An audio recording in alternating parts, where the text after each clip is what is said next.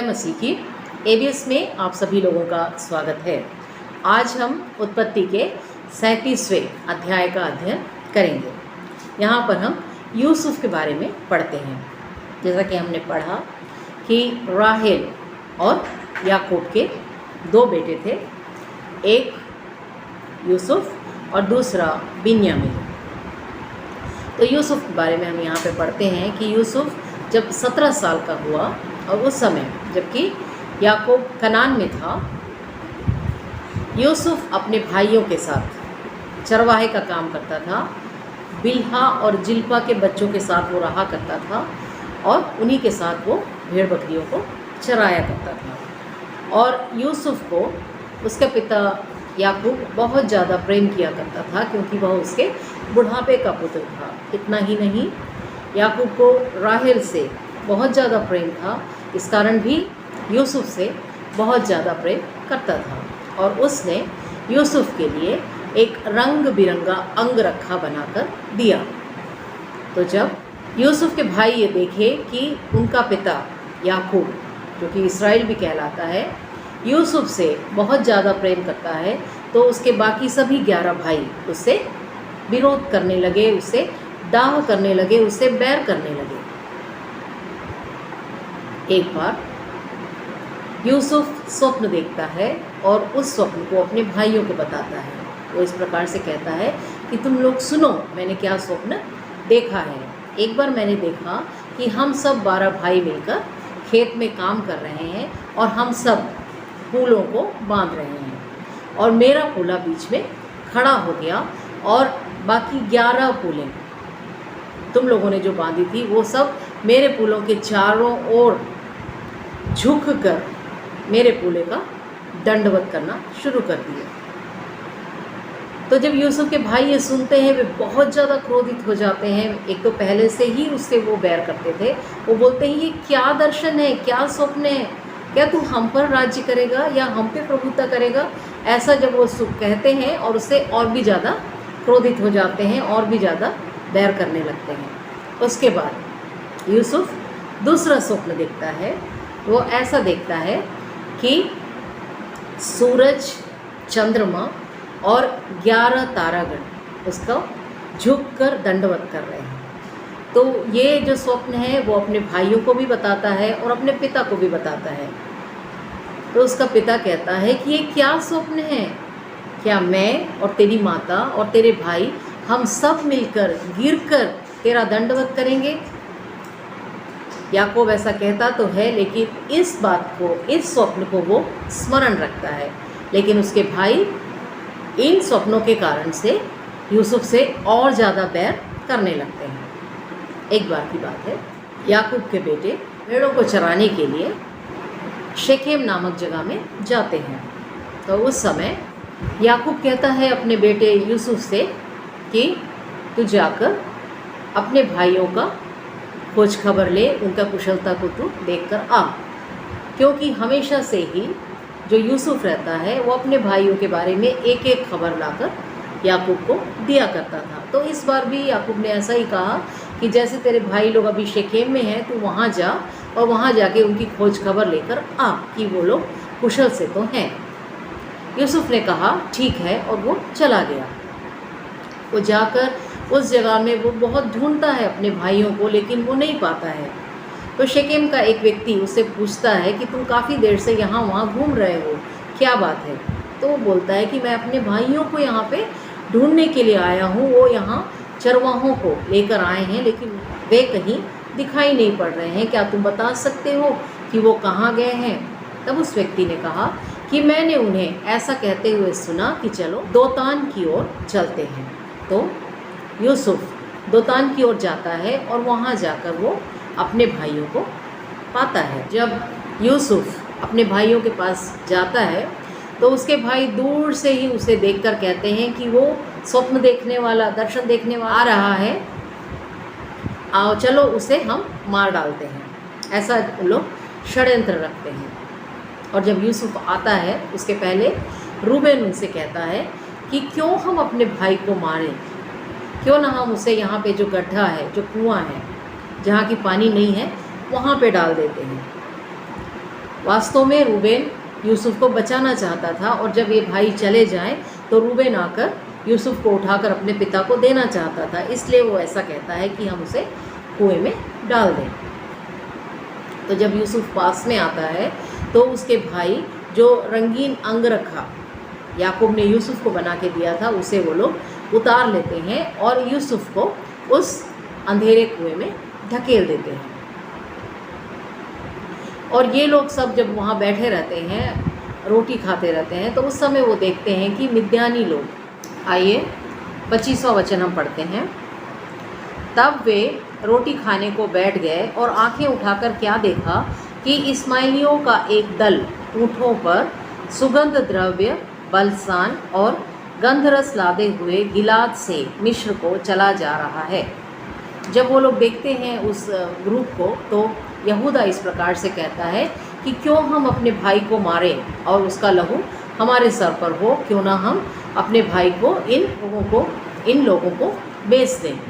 ऐसा कहते हुए वो लोग मिलकर यूसुफ को 20 चांदी के टुकड़ों के लिए बेच देते हैं और वो मिद्यानी लोग यूसुफ को ले जाकर मिस्र में फिरौन के एक हाकिम और अंगरक्षकों के प्रधान पोतीफर के पास बेच देते हैं। और उन लोग एक बकरी के बच्चे के खून में वो अंगरखा डुबाकर उसे याकूब के पास भेजते हैं कि वो पहचाने कि क्या ये उसके बेटे यूसुफ का है या नहीं। याकूब पहचान जाता है और कहता है कि हाँ, ये मेरे बेटे यूसुफ का ही है। किसी जानवर ने मेरे बेटे को फाड़ डाला, खा गया, मार डाला, ऐसा कह के वो रोने लगता है। वो अपने वस्त्र फाड़ देता है, कमर में टाट बांधता है और बहुत दिनों तक विलाप करता है। यहाँ तक कि उसके सभी बच्चे आकर उसको सांत्वना देने की कोशिश करते हैं, लेकिन उसे कोई भी आराम नहीं मिलता है। वो इतना ज़्यादा विलाप करता है और कहता है मैं तो रोते रोते ही अपने बेटे यूसुफ के पास चला जाऊँगा। तो इतनी बातों का वर्णन मेरे प्रियो हम 37वें अध्याय में देखते हैं। आइए अब हम 38वें अध्याय की ओर चलते हैं। यहूदा अपने भाइयों से दूर जाकर एक जगह में पहुंचता है और वहाँ पे वो कनानी स्त्री से विवाह कर, उस कनानी स्त्री के द्वारा उसे 3 बेटे उत्पन्न होते हैं, जिनके नाम हैं, पहला बेटा एर, दूसरा बेटा ओनान और तीसरा बेटा शेला। तो जो यहूदा रहता है वो अपने पहले बेटे की शादी तामार नामक एक स्त्री से कर देता है। चूँकि एर परमेश्वर की दृष्टि में खरा मनुष्य नहीं रहता है, इसलिए यहोवा उसे मार डालता है। तब यहूदा अपने दूसरे बेटे से कहता है कि तू अपनी भाभी के पास जा। मेरे प्रियो, उन दिनों में ऐसा एक प्रचलन था कि यदि बड़े भाई की मृत्यु हो जाती है तो छोटा भाई बड़े भाई की पत्नी के पास जाकर जो पुत्र उत्पन्न होता है उस पुत्र को बड़े भाई के पुत्र के रूप में उसको स्थान दिया जाता है। तो अपने दूसरे बेटे से जब यहूदा ऐसा कहता है तो वहाँ वो जाता तो है, लेकिन वो ऐसा सोचकर कि यदि पुत्र उत्पन्न भी हो तो वो मेरा नहीं मेरे भाई का होगा, ऐसा कह के वो अपने वीर को नीचे गिरा देता है। और यहोवा की दृष्टि में ये बहुत ही गलत है, तो यहोवा उसे भी मार डालता है। अर्थात यहूदा के दोनों बेटों को परमेश्वर मार डालता है। तब यहूदा यह सोचकर कि कहीं मेरा तीसरा बेटा भी ना मर जाए, वो तामार जो कि उसकी बहू है से कहता है कि तू विधवे के रूप में ही अपने पिता के घर में जाकर रह, जब तक कि मेरा तीसरा बेटा शादी के लायक ना हो जाए। तो तामार वहाँ से चली जाती है और अपने पिता के घर में जाकर एक विधवा के रूप में रहने लगती है। यहूदा की पत्नी की मृत्यु होने के बाद वो अपने दुख मनाने के बाद अपने भेड़ों की ऊन कतरने के लिए अपने मित्र हीरा के साथ तिम्नाथ नामक जगह में जाता है। जब वो तिम्नाथ में जाता रहता है तो उस समय तामार को यह पता चलता है कि उसका ससुर इस जगह में आने वाला है और उसका तीसरा बेटा जो कि शादी के योग्य हो चुका है, फिर भी उससे उसकी शादी नहीं कराई गई है। तो तामार अपने वैधव्य के वेश को या विधवा के कपड़े को हटाकर वो एक घूंघट लेके ओढ़ लेती है और उसके तिम्नाथ के सड़क के किनारे में बैठ जाती है। तो जब यहूदा वहाँ से गुजरता है और उस औरत को घूंघट ओढ़े हुए देखता है, चेहरा नहीं दिख पाता है, तो वो सोचता है कि शायद वो कोई वैश्या है। वो ये बात नहीं समझ पाता है कि ये उसकी बहू तामार है। तो उसके पास जाता है और कहता है वो उसके साथ शारीरिक संबंध स्थापित करना चाहता है। तो तामार कहती है कि इसके बदले में तू मुझे क्या देगा? तो वो कहता है मैं अपने बकरियों में से एक बकरी का बच्चा दूंगा। तो वो कहती है जब तक कि बकरी का बच्चा मुझ तक ना पहुँचे, क्या तू अपनी छड़ी, अपनी अंगूठी और अपना बाजूबंद मुझे दे सकता है? और यहूदा उसके लिए तैयार हो जाता है। वो अपना छड़ी, अंगूठी और बाजूबंद उस तामार को देता है और उससे शारीरिक संबंध स्थापित करता है और तामार गर्भवती हो जाती है। उसके बाद यहूदा जब अपने जगह में वापस आता है तो वो अपने दोस्त हीरा के हाथों में एक बकरी के बच्चे को भेजता है कि जाके तिम्नात में उस स्त्री को ये बकरी का बच्चा दे और उसके सामानों को, जो कि छड़ी, अंगूठी और बाजूबंद है, लेकर वापस आए। लेकिन जब हीरा वहाँ जाता है तो उसे कोई भी दासी के रूप में या देवदासी के रूप में या वैश्या वाली कोई स्त्री वहाँ पे है ही नहीं, ऐसी इस बात की जानकारी होती है। तो वो वापस आकर यहूदा से कहता है कि वहाँ ऐसी कोई स्त्री ही नहीं है। 3 महीने के बाद यहूदा को ये पता चलता है कि उसकी बहू, जो कि विधवा है, जिसका नाम तामार है, वो गर्भवती है और उसने व्यभिचार किया है। तामार बहुत क्रोधित हो जाता है, यहूदा बहुत क्रोधित हो जाता है और कहता है कि तामार को घर से बाहर निकालो, उसे हम जला डालेंगे। तो जब उसे घर से बाहर निकाला जाता है तामार को, तो तामार इन 3 चीज़ों को भेजती है अपने ससुर के पास, छड़ी, अंगूठी और बाजूबंद, और कहती है तो इसे पहचान, तो ये जिस व्यक्ति का है उसी व्यक्ति के द्वारा मैं गर्भवती हुई हूँ। तो यहूदा जब देखता है उन चीज़ों को तो वो कहता है कि तामार तो मुझसे कम दोषी है। और उसके बाद तामार के 2 बच्चे पैदा होते हैं। तो जब पहले बेटे का हाथ जब बाहर आता है तो दाई उसके हाथ में एक लाल रंग का धागा बांध देती है और तुरंत ही वो बच्चा अपना हाथ अंदर खींच लेता है और एक दूसरा बेटा बाहर आ जाता है।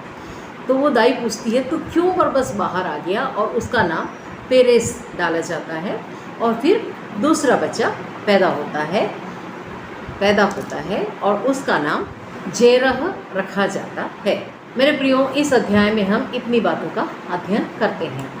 मैं आप लोगों से एक बात कहना चाहती हूँ कि उत्पत्ति के अध्याय को जब हम पढ़ते हैं तो कई बातों को जब हम पढ़ते हैं तो हमें ऐसा लगता है कि ये सब चीज़ें तो हम कभी देखे भी नहीं हैं या सुने भी नहीं हैं, और ऐसी बातें क्यों? मेरे प्रियो, हमें ये समझने की आवश्यकता है कि इन तमाम बातों के पीछे हम यदि इसे सीखें तो परमेश्वर का एक उद्देश्य है कि हमारा जीवन किस प्रकार का होना चाहिए और किस प्रकार का नहीं होना चाहिए। और चूँकि वंशावली को हम इसलिए पढ़ते हैं कि जैसा हमने उत्पत्ति 3 के 15 में पढ़ा कि स्त्री के वंश से एक व्यक्ति पैदा होगा और वो हम सबके छुटकारे के लिए या मनुष्य के उद्धार के लिए उद्धारकर्ता बनेगा।